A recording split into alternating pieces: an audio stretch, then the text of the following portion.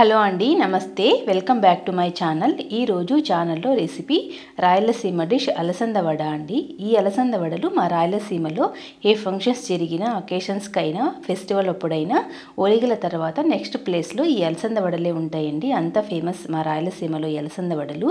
మామూలుగా వడలు అంటే అందరికీ ఉద్ది వడే గుర్తొస్తుంది కదండి. మా రాయలసీమలో వడలు అంటే అలసందలతోనే చేస్తారండి. మా రాయలసీమలో కొన్ని టౌన్లో స్ట్రీట్ పైన కూడా అమ్ముతుంటారు వీటిని. ఈ అలసంద వడ కోసం ముందుగా మన దగ్గర ఉన్న అలసంద బ్యాళ్ళను బట్టి మనం నానబెట్టుకోవాలండి. ఇక్కడ నేను నానబెట్టిన అలసందలు నాటు వెరైటీ అండి. ఇవి మా అనంతపూర్ డిస్టిక్లో వర్షాధారానికి పండుతాయండి. ఈ వర్షాధారానికి పండిన ఈ నాటు అలసందలు గట్టిగా ఉంటాయి.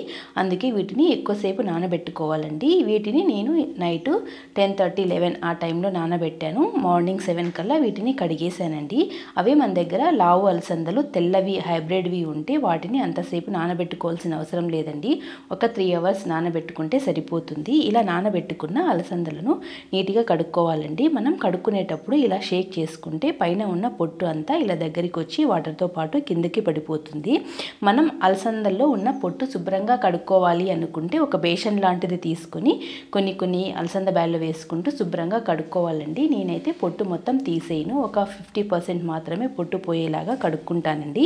మిగిలిన 50% పొట్టుతో నేను వడలు అలాగే చేస్తాను.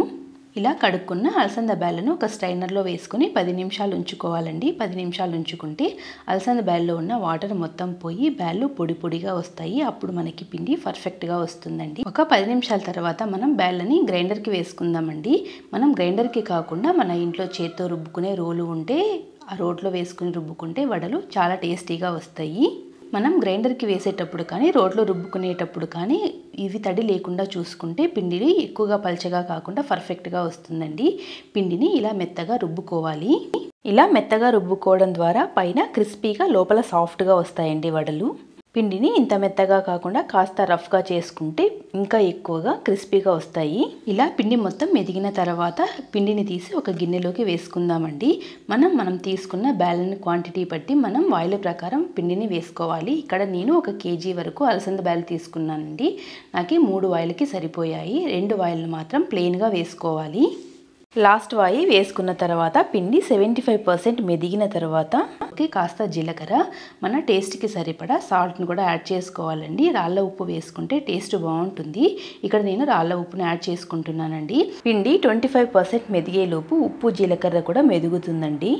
ఉప్పు జీలకర్ర మెదిగిన తర్వాత పిండిని మొత్తం తీసి గిన్నెలోకి ట్రాన్స్ఫర్ చేసుకుందామండి. గిన్నెలోకి ఇలా పిండిని తీసుకున్న తర్వాత ఇందులోకి చిన్నగా తరుక్కున్న ఉల్లిపాయ ముక్కలు, పచ్చిమిరపకాయ ముక్కలు, కొత్తిమీర, కరివేపాకును యాడ్ చేసుకోవాలి. మనకి నచ్చితే వీటిని మొత్తం గ్రైండర్లో వేసుకుని మెత్తగా రుబ్బుకోవచ్చండి. కానీ ఇలా చిన్నగా ముక్కలుగా కట్ చేసి వేసుకుంటేనే వడల్లో చాలా టేస్టీగా ఉంటాయండి. ఒకవేళ మన ఇంట్లో చిన్నపిల్లలు ఉన్నారనుకోండి, అప్పుడు ఈ పచ్చిమిరపకాయ ముక్కలు ఈజీగా వాళ్ళకి రిమూవ్ చేసి ఇవ్వచ్చు.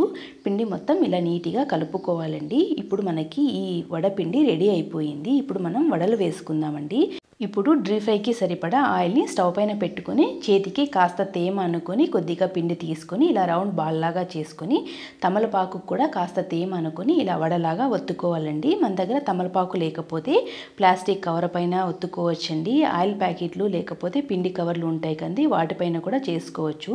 ఇలా వడ ఒత్తుకున్న తర్వాత మీడియం హీట్లో ఉన్న ఆయిల్లోకి ఈ వడలు వేసుకోవాలండి. మనకి ఆయిల్లోకి ఎన్ని వడలు పడతాయో అన్ని వడలు వేసుకుని వడని 2 వైపులా తిప్పుకుంటూ మంచి రంగు వచ్చేంత వరకు కాల్చుకోవాలండి. హై ఫ్లేమ్లో కాల్చుకుంటే వడ పైన త్వరగా కలర్ వస్తుంది కానీ లోపల పచ్చిగా ఉంటుంది. మనం మీడియం ఫ్లేమ్లో కాల్చుకుంటేనే మంచి రంగు వచ్చి లోపల కూడా కాలుతాయండి. ఆ మొత్తం ఇలా ఆయిల్ మొత్తం కారిపోయిన తర్వాత వడల్ని తీసుకుని ఒక ప్లేట్లోకి వేసుకుంటే మన వడలు రెడీ అయిపోతాయండి. చూడండి వడలు ఎంత కలర్ఫుల్గా ఉన్నాయో, ఎంత క్రిస్పీగా ఉన్నాయో మీరే వినండి. బయట క్రిస్పీగా లోపల సాఫ్ట్గా చాలా టేస్టీగా ఉంటాయండి ఈ వడలు. చల్లారినా కూడా ఇలాగే ఉంటాయి. ఈ వడలతో మనం పెరుగు వడ కూడా చేసుకోవచ్చండి. ఈ పెరుగు వడ కోసం ముందుగా పెరుగుని ఇలా గరిటెతో ఉండలు ఏమాత్రం లేకుండా సాఫ్ట్గా చేసుకోవాలండి. నేను ఇక్కడ ఇంట్లో పెరిగే తీసుకున్నాను. అంటే మా గేదె పెరుగుతోనే నేను వడలు చేసుకుంటున్నాను. ప్యాకెట్ పెరుగుతో కూడా చేసుకోవచ్చు. ఇలా పెరుగుని మెత్తగా స్మాష్ చేసుకున్న తర్వాత ఇందులోకి కొద్దిగా వాటర్ని కూడా యాడ్ చేసుకోవాలి. ఇలా వాటర్ని యాడ్ చేసుకొని నీట్గా కలుపుకున్న తర్వాత మనం వడలు వేసుకోవడానికి వీలుగా ఇలా ఒక పెద్ద గిన్నెలోకి పెరుగును ట్రాన్స్ఫర్ చేసుకోవాలండి. ఇలా ట్రాన్స్ఫర్ చేసుకున్న తర్వాత ఇందులోకి పోపు వేసుకుందాం. పోపు కోసం కాస్త ఆయిల్ తీసుకొని అందులోకి కరివేపాకు, పసుపు, ఆవాలు, జీలకర్ర వేసుకోవాలండి. ఆ పోపును పెరుగులోకి వేసుకుని బాగా నీట్గా కలుపుకోవాలి. ఇలా పోపు కలుపుకున్న తర్వాత మన పెరుగుకి సరిపడా సాల్ట్ను కూడా యాడ్ చేసుకోవాలి. ఇలా రెడీ చేసి పెట్టుకున్న ఈ పెరుగులోకి మనం అప్పుడే ఆయిల్లో నుంచి తీసిన వెంటనే వడలను యాడ్ చేసుకోవాలండి. చాలామంది చల్లటి వాటర్లోకి వేసిన తర్వాత పెరుగులోకి వేసుకుంటారు.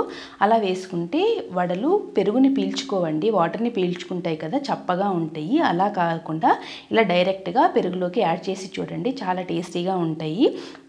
ఇలా కాస్త వాటర్ని యాడ్ చేసుకున్న పెరుగులోకి వేడి వడలు వేసుకుంటే పెరుగుని పీల్చుకొని 10 నిమిషాలకి వడలు ఇలా తయారవుతాయండి. చూడండి ఎంత టెంప్టింగ్గా ఉందో వడ, చాలా టేస్టీగా కూడా ఉంటుందండి పెరుగు వడ. ఒక 10 నిమిషాల తర్వాత పెరుగు వడని ఇలా సర్వింగ్ ప్లేట్లోకి తీసుకొని పైన కాస్త పెరుగు వేసుకొని తింటే చాలా టేస్టీగా స్మూతీగా బాగుంటుందండి. ఈ వడలు మనం ఈవినింగ్ స్నాక్స్లో కానీ లేకపోతే మార్నింగ్ బ్రేక్ఫాస్ట్కి కూడా తీసుకోవచ్చండి. ఇలా పెరుగు వడ మీ ఇంటికి ఎవరైనా గెస్ట్లు వచ్చినప్పుడు చేసి పెట్టండి, వాళ్ళకి ఖచ్చితంగా నచ్చుతుందండి. చూడండి ఎంత స్మూత్గా ఉందో పెరుగు వడ. నేను చేసిన మా రాయలసీమ స్పెషల్ డిష్ వడ మీకు నచ్చిందా అండి? నచ్చితే మీరు కూడా ఒకసారి ట్రై చేయండి. అలాగే మన ఛానల్ని సబ్స్క్రైబ్ చేసుకోండి, వీడియోని లైక్ చేసి షేర్ చేయండి. థ్యాంక్ యూ అండి.